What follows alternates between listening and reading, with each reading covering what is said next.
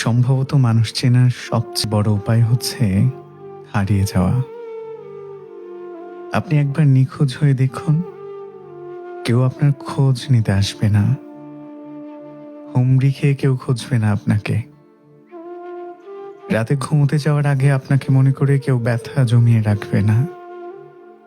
চোখের কোণে জল জমে বালিশও ভিজবে না কারো। এমনকি কোনো কিছুই থেমে থাকবে না। দ্রুতগামী ট্রেনটা ঠিক একই গতিতে ছুটে যাবে।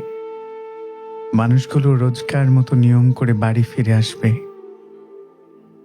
আপনার জন্য অপেক্ষা করবে না কেউই।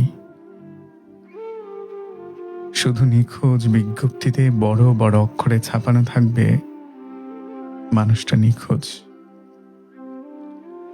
অথচ আমরা বোকার মতো কত কিছু ভাবতে থাকি। আমরা ভাবি আমরা না থাকলে কারো কারো পৃথিবী থমকে যাবে, কিন্তু না, কারো জন্যই কারো পৃথিবী থমকে থাকে না।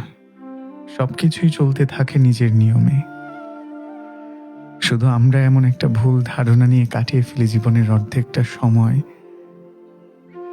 আমরাই এমন একটা ভুল ধারণা নিয়ে কাটিয়ে ফেলি জীবনের অর্ধেকটা সময় যে আমি চলে গেলে এই পৃথিবীর অনেক কিছুই থমকে যাবে।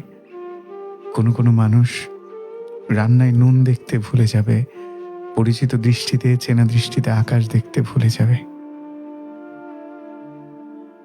বিশ্বাস করেন, আপনার অবর্তমানে এই পৃথিবীর কিচ্ছুটি আসবে যাবে না।